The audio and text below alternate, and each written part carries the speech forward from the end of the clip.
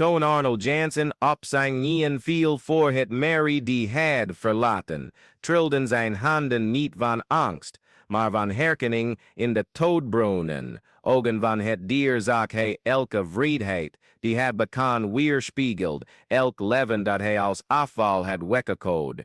En voor het eerst in zijn 50 jaar bestond, begreep hij het werkelijke gewicht van zijn keuzes. Maar dit verhaal begon 3 maanden eerder, op een koude, vochtige ochtend, op een landelijke weg die door de vergeten velden van het binnenland liep. De wolken bedekten de hemel als een loodgrijze deken en de wind bracht een onheilspellende stilte met zich mee. In dit troosteloze landschap zag de oude Willem, een eenzame man die op een afgelegen boerderij woonde, een scène die zijn leven voor altijd zou veranderen. Aan de kant van de weg, tussen de modder en gebroken takken, lag een Merrie bezaaid met wonden, met een opgezwollen buik door de zwangerschap en ogen vol pijn en angst. Het dier was daar achtergelaten door de magnaat Arnold Jansen, een arrogante miljonair, die bekend stond om zijn paarden als louter financiële activa te behandelen. Toen hij ontdekte dat de Merrie zwanger en gewond was, na een val in de luxe stal, besloot hij haar weg te gooien als een kapot voorwerp, met de opdracht haar vergenoeg weg te brengen, zodat ze geen geluid maakt. Voor hem betekende ze alleen maar verlies, en fuck Merrie die niet meer kon concurreren, een onnodige uitgave op zijn kosten staat. Willem, weduwnaar en kinderloos, voelde dat zijn leven zinloos voortsleurde, sinds het verlies van zijn vrouw, Maria, meer dan 10 jaar geleden. Hij had zijn hele leven als meubelmaker in het kleine dorpje Sint Clara gewerkt, meubels met zijn eigen handen gemaakt, maar zijn pensioen had alleen maar eenzaamheid gebracht en het echoen van lege dagen op zijn bescheiden boerderij. Toen hij de Merrie die ochtend zag, raakte iets in haar ogen, een mengeling van pijn en weerstand, en vergeten plek in zijn hart. Rustig maar meisje, fluisterde hij, langzaam naderend. Niemand zal je nog pijn doen. Zonder aarzeling zette hij haar in de oude kar die door zijn ezel Bram werd getrokken en bracht haar naar zijn eigendom. Onderweg observeerde hij hoe ze hem aankeek, niet met het typische wantrouwen van een gewond dier, maar met een soort stille dankbaarheid, alsof ze wist dat ze eindelijk veilig was. Hij gaf haar de naam Hoop, alsof het benoemen van het dier ook een nieuw doel voor zichzelf was. Weet je, Hoop, zei hij terwijl hij haar in de kleine stal plaatste die hij jaren eerder voor zijn kippen had gebouwd, ik voel me soms ook wel eens verlaten, misschien kunnen we voor elkaar zorgen. In de dagen die volgden, was het herstel van Hoop langzaam en moeilijk. Willem behandelde haar wonden met kruiden die hij van Maria had geleerd te gebruiken, die vroedvrouw in de regio was geweest. De bevalling naderde, en de angst dat zowel de Merrie als het veulen niet zouden overleven was constant. Hij had geen geld om een dierenarts te betalen, alleen zijn schrale handen en een hart dat bereid was te vechten. De band die tussen haar en Willem ontstond, was echter iets wat woorden niet konden beschrijven. Hij aaide haar teder, sprak met haar alsof ze menselijk was, en bracht uren met haar door, vooral in de nachten dat ze onrustig leek. Maria zei altijd dat praten met dieren goed was voor hun ziel, en ook voor de onze, mompelde hij, zijn hand door de verwarde manen van het dier halend. Ze had bijna altijd gelijk. Het was alsof dat gewonde schepsel was gekomen om zijn ziel te redden, voordat hij zelf besefte dat hij gered moest worden. Gedurende de weken van zorg ontdekte Willem details over de oorsprong van Hoop via gesprekken in het dorp. Juffrouw Liesbeth, die op het postkantoor werkte, had geruchten gehoord over een rijke zakenman die zich van een drachtige Merrie had ontdaan. Pastoor Jan had gemeld dat sommige gelovigen commentaar hadden gegeven op de vreedheid van bepaalde mensen uit de grote stad.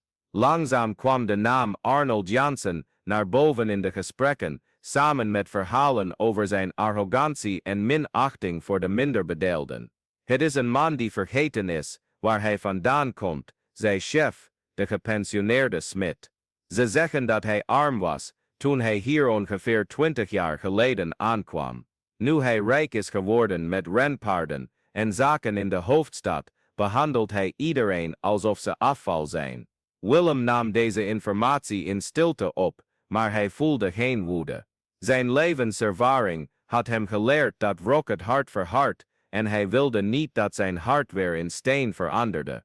Toen het moment van de bevalling eindelijk aanbrak, viel een storm met woede over de kleine boerderij. Bliksem flitste door de hemel, terwijl Willem vocht tegen de modder en de wanhoop om hoop te helpen bij de geboorte. Hij had alles gelezen wat hij kon vinden over paardengeboorten in de kleine bibliotheek van het dorp, maar de theorie leek onbeduidend in het licht van de rauwe realiteit van dat moment. Kom op, meisje, mompelde hij, met trillende handen en een bonzend hart, je bent sterk, je kunt het. Hij knielde naast Hoop op de met stro bedekte grond en fluisterde vergeten gebeden, die zijn oma hem in zijn kindertijd had geleerd. De regen hamerde op het zinken dak van de kleine stal, wat een chaotische symfonie creëerde, die de strijd om het leven leek te weerspiegelen, die daarbinnen plaatsvond.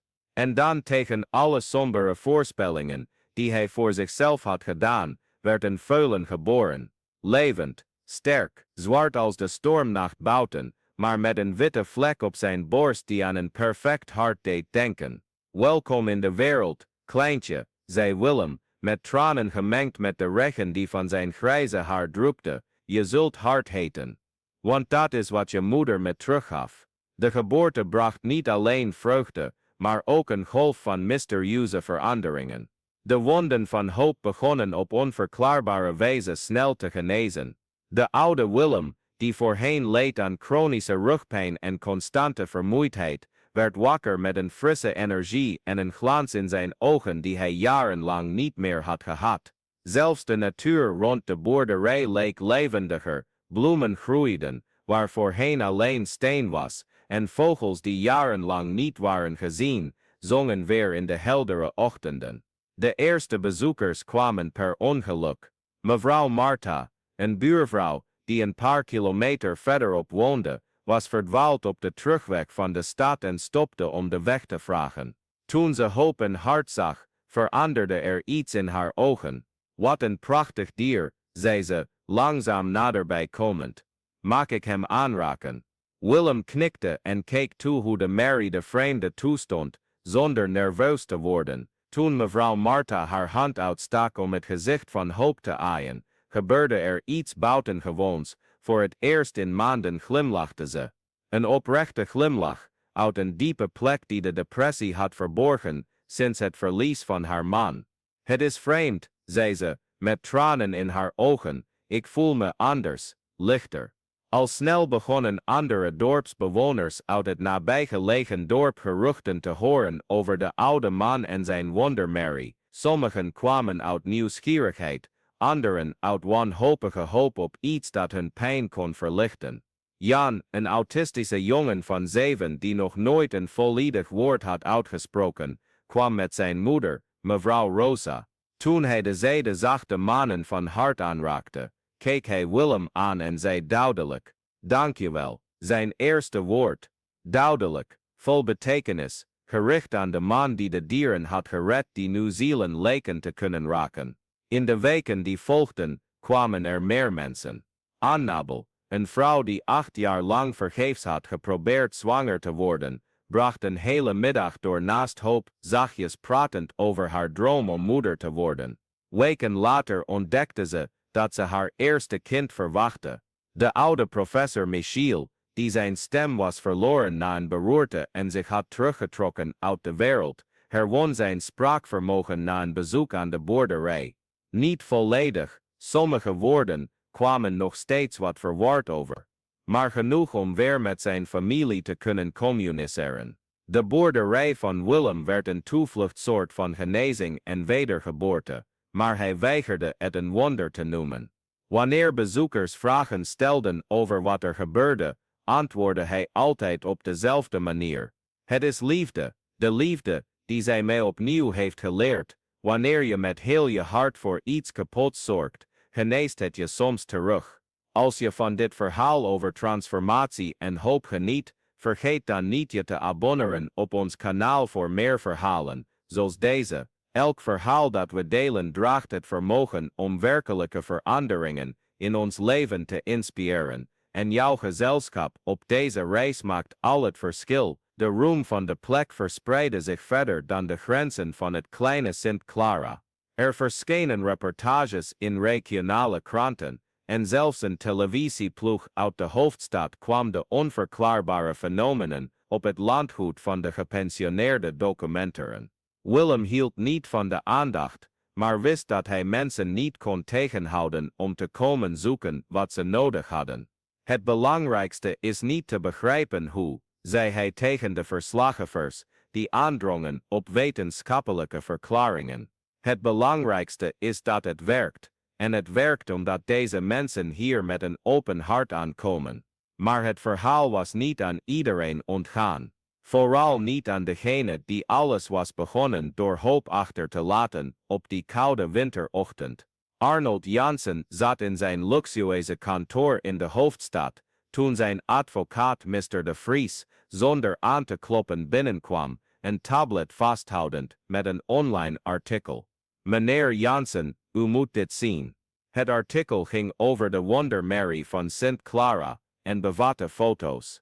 Toon Arnold de foto van Hoep, zag nu gezond en stralend, naast het zwarte volen, verstiefde zijn gezicht. Dat is zij, mompelde hij, zijn vuisten ballend, de Merrie die ik liet verwijderen.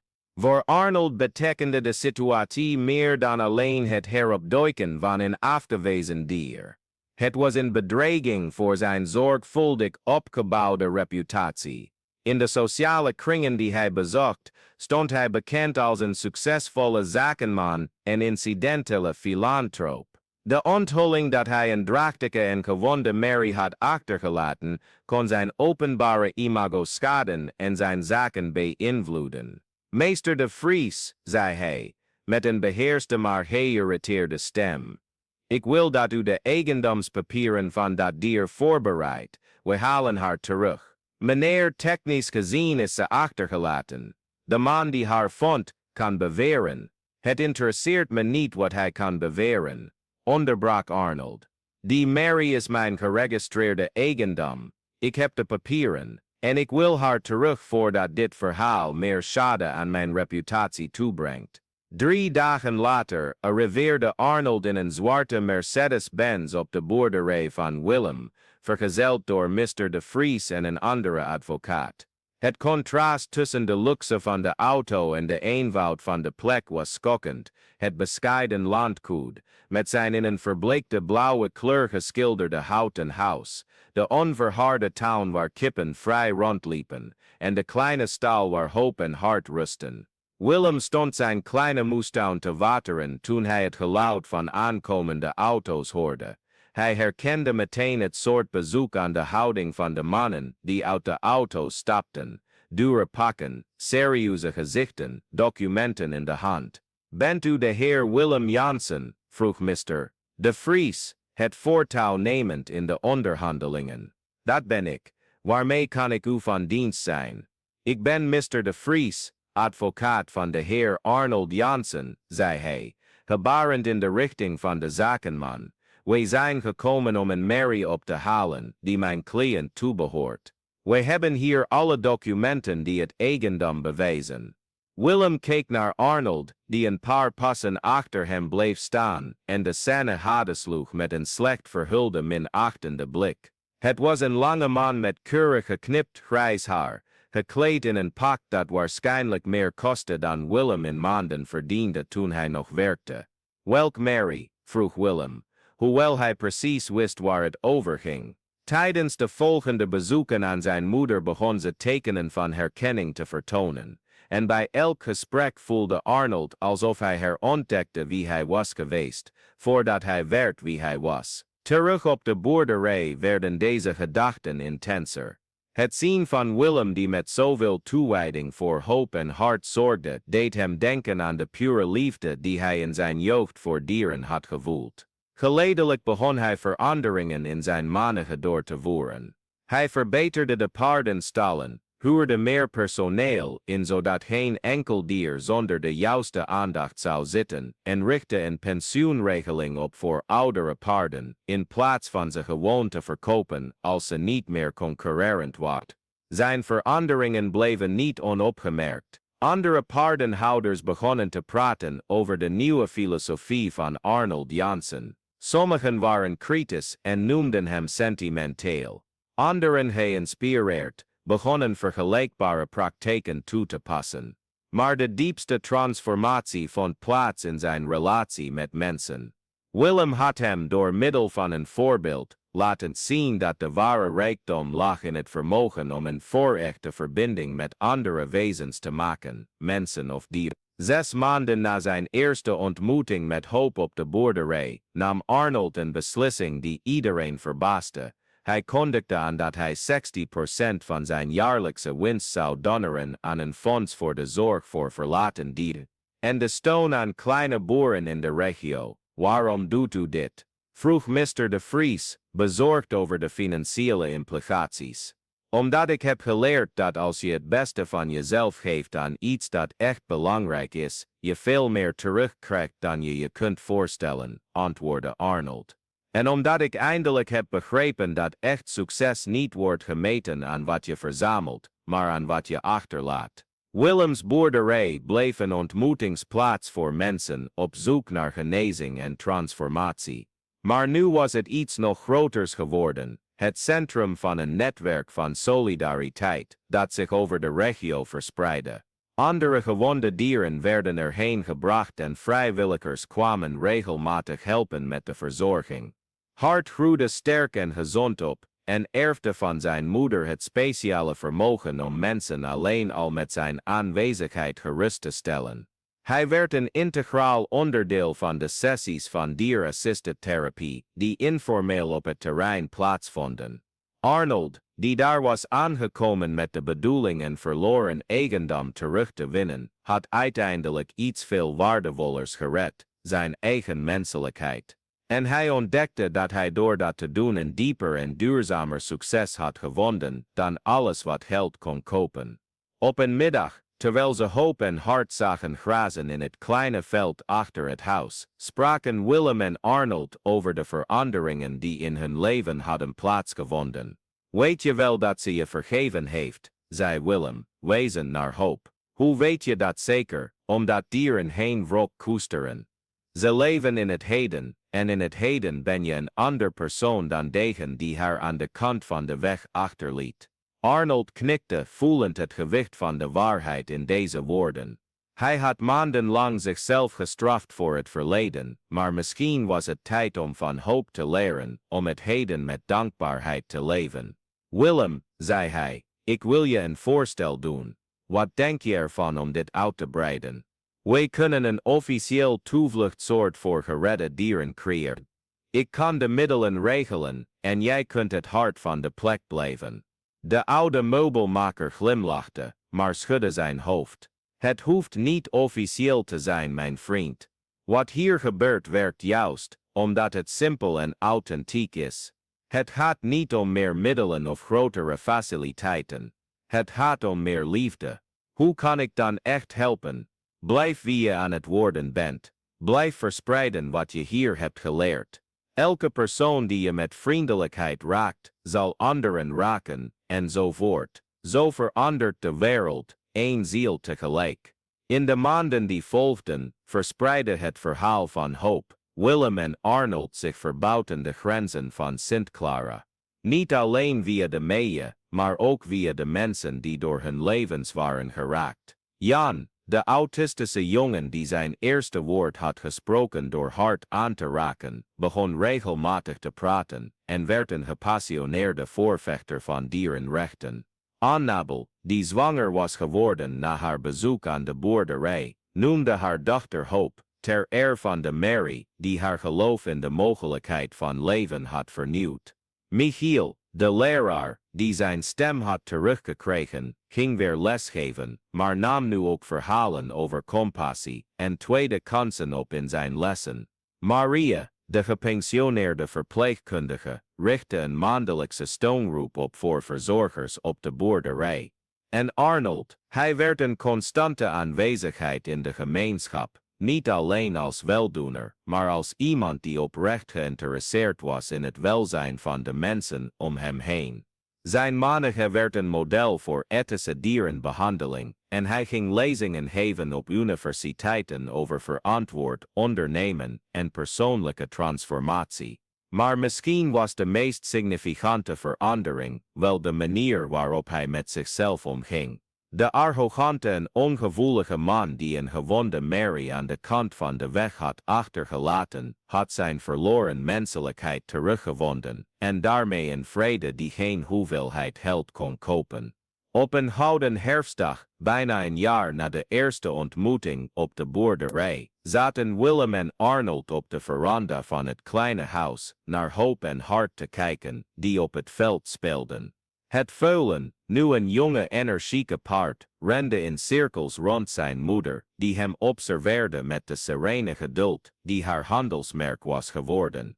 Weet je wat me het meest verbaast, zei Arnold, een comfortabele stilte brekkend. Het is hoe ze nooit woede heeft getoond. Zelfs niet toen ik hier voor het eerst verscheen. Willem wiegde langzaam in zijn schommelstoel, een zachte glimlach op zijn gezicht. Dieren hebben een wijsheid die wij ergens onderweg zijn kwijtgeraakt. Ze weten dat wrok koesteren alleen degene die het koestert pijn doet.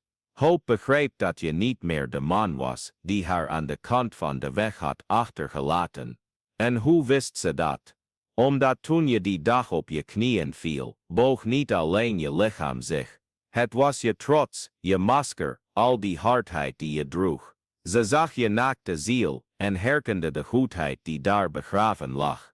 Arnold dacht na over deze woorden. In de afgelopen maanden had hij ontdekt dat ware transformatie niet van de ene op de andere dag gebeurt, maar in kleine momenten van keuze, kiezen voor vriendelijkheid in plaats van ruwheid, kiezen voor luisteren in plaats van spreken, kiezen voor mededogen in plaats van onverschilligheid veinzen.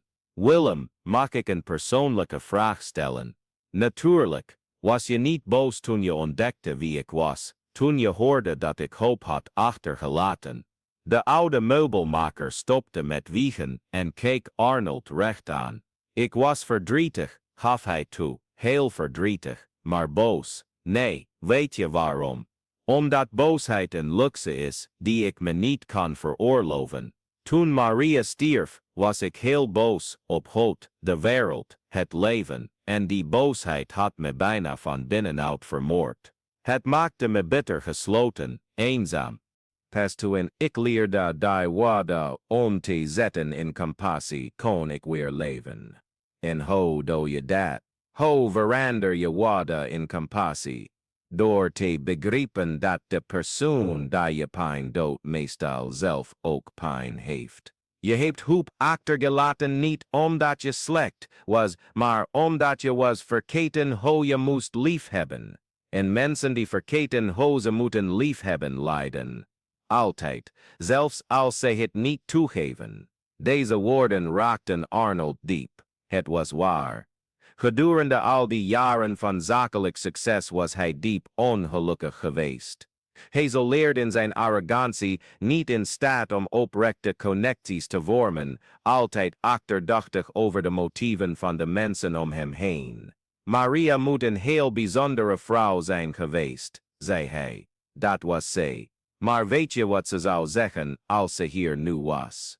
Dat Hoop de engel was die ze had gestuurd om me te redden van de eenzaamheid. En dat jij de engel was die ze had gestuurd om Hoop ook van de eenzaamheid te redden. Een engel?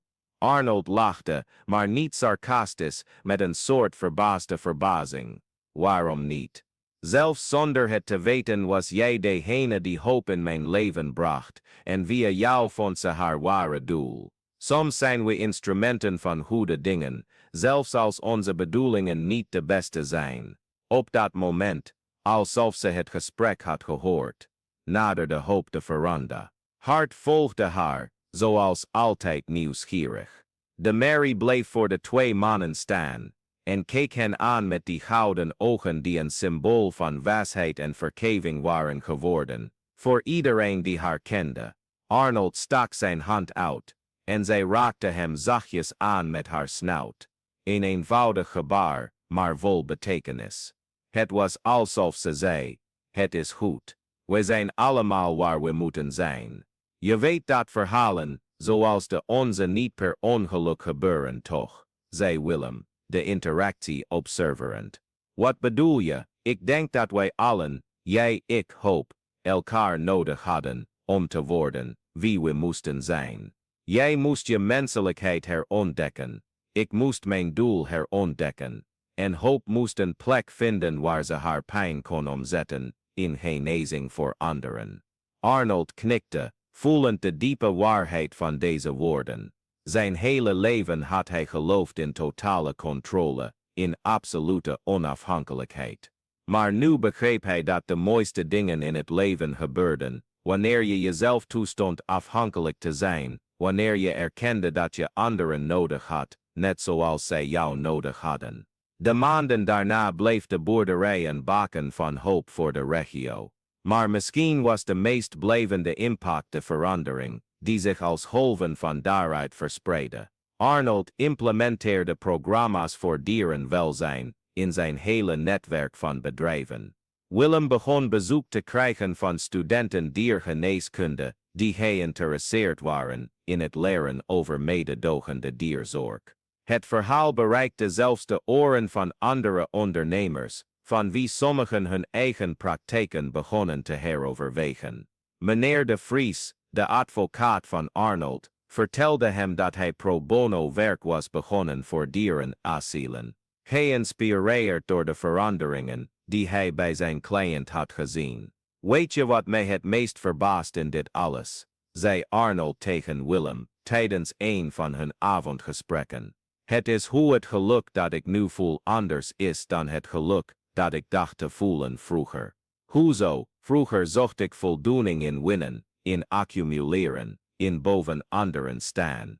Het was een geluk dat afhankelijk was van vergelijking, van het gevoel dat ik beter of succesvoller was dan anderen. Maar dit geluk dat ik nu voel, het wordt niet minder wanneer anderen het ook voelen. Sterker nog, het groeit. Het is het verschil tussen plezier en vreugde, legde Willem uit. Plezier komt van het krijgen van wat we willen. Vreugde komt van het zijn wie we moeten zijn. En wie moet ik zijn? Je kent het antwoord op die vraag al. Het is de man die je bent geworden, toen je stopte met proberen de wereld te imponeren, en je erom begon te bekommeren. Dit gesprek vond plaats op een bijzondere avond. Het was precies een jaar geleden dat Arnold op de boerderij was verschenen om zijn eigendom te redden. Om de datum te markeren, had hij een speciaal cadeau meegebracht, een klein stenen monument met een plaquette, waarop stond ter nagedachtenis aan alle nieuwe beginselen. En de transformerende kracht van onvoorwaardelijke liefde. Waar willen we dit plaatsen? Vroeg hij. Willem dacht even na en wees toen naar een plek onder een grote mangoboom, waar hoop vroeger rustte op warme middagen. Daar, waar ze elke dag kan zien dat haar verhaal betekenis had. Terwijl ze het monument plaatsten, naderde Hart, nu een jonge sterke hengst met dezelfde serene waardigheid als zijn moeder. Hij rook nieuwsgierig aan de steen en keek toen naar de twee mannen, alsof hij het belang van het moment begreep. Hij zal haar verhaal voortzetten, zei Willem, terwijl hij over de nek van het dier streek. Ik zie het al aan de mensen die hem bezoeken. Hij heeft hetzelfde talent als zijn moeder. Het talent om te genezen. Het talent om mensen eraan te herinneren, wie ze werkelijk zijn, onder alle lagen van angst en verdriet die ze hebben opgebouwd. Die avond op weg naar huis, dacht Arnold na over hoe zijn leven volledig was veranderd. Niet alleen ouderlijk, hoewel zijn zakelijke praktijken, zijn relaties en zijn prioriteiten totaal anders waren, maar innerlijk. Hij had een deel van zichzelf herontdekt dat hij voor altijd dood had gedacht. De man die ooit een gewond dier als een probleem zag dat moest worden weggegooid, zag nu elk levend wezen als een kans op verbinding en groei. De zakenman die zijn imperium had gebouwd door zich af te zonderen van anderen, vond nu zijn grootste voldoening in het bijdragen aan het welzijn van de gemeenschap om hem heen. Maar misschien was de diepste transformatie wel in zijn relatie met het concept van succes. Gedurende decennia had hij zijn waarde gemeten aan de hand van de cijfers op zijn bankrekening, de grootte van zijn eigendommen, het ontzagwekkende respect dat hij bij anderen opwekte. Nu maat hij zijn waarde aan de kwaliteit van zijn connecties, aan de rust die hij voelde als hij zijn hoofd op het kussen legde, aan de oprechte glimlach van de mensen die hij ontmoette. 6 maanden later, tijdens een routinematig bezoek aan de boerderij, vond Arnold Willem zittend naast Hoop, die rustig in de schaduw lag. Iets aan de scène deed hem stoppen en kijken voordat hij naderde. Gaat het wel met haar? Vroeg hij, opmerkend dat de Merrie stiller leek dan normaal. Ze wordt oud, zei Willem, met een mengeling van melancholie en acceptatie in zijn stem. Dat is natuurlijk. Ze heeft de wereld al alles gegeven wat ze te geven had. Arnold voelde een knel in zijn borst. Het idee om hoop te verliezen, het wezen dat zijn transformatie had gecatalyseerd, was bijna ondraaglijk. Hoe lang nog? We weten het niet. Het kan nog lang duren. Maar zelfs als de tijd komt, zal ze in vrede sterven, wetende dat ze haar doel heeft bereikt. En wat was haar doel? Willem glimlachte en streek zachtjes over de manen van de Merrie. Ons allemaal leren dat het nooit te laat is om opnieuw te beginnen. Dat liefde sterker is dan verlating. Dat genezing mogelijk is, zelfs als de wonden te diep lijken. Op dat moment hefte Hoop haar hoofd op en keek naar Arnold. In haar ogen zag hij niet de zwakte van de ouderdom, maar de sereniteit van iemand die een betekenisvol leven had geleid. Het was alsof ze zei, missie volbracht. Arnold knielde naast haar neer, zoals hij op die eerste dag had gedaan, maar nu niet uit schaamte of berouw, uit dankbaarheid. Hij legde zijn hand op haar nek en fluisterde, dank je wel, voor alles. En zo op een eenvoudige boerderij in de provincie vonden 3 gekwetste zielen, een door succes verharde zakenman, een weduwnaar verteerd door eenzaamheid, en een Merrie die aan haar lot was overgelaten, de genezing die ze nodig hadden door de krachtigste band van allemaal, de liefde die zich manifesteert in onzelfzuchtige zorg voor de ander. Het verhaal van hoop werd eerst een lokale, dan regionale en uiteindelijk nationale legende. Maar voor degenen die haar echt kenden, was ze veel meer dan een verhaal. Ze was een levende herinnering aan het feit dat transformatie altijd mogelijk is, dat vergeving zowel de vergever als de vergeven bevrijdt, en dat de grootste zegeningen in het leven soms vermomd zijn als de grootste uitdagingen. Willem bleef tot zijn laatste dagen gewonde dieren verzorgen, altijd met hart aan zijn zijde, en zette zo het erfgoed van zijn moeder voort.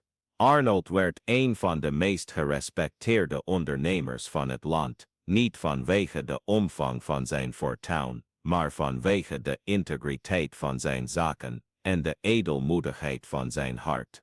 En hoop, ze leefde nog vele jaren, altijd seren, altijd wijs, en herinnerde iedereen die haar kende eraan dat het ware wonder niet de afwezigheid van lijden is, maar het vermogen om dat lijden te transformeren in mededogen, genezing en onvoorwaardelijke liefde. Uiteindelijk bewees hun verhaal dat we soms gebroken moeten worden om te ontdekken waar we echt van gemaakt zijn. En dat wanneer we liefde toelaten door de scheuren in onze ogenschijnlijk geruïneerde levens, er altijd iets moois en blijvends kan bloeien.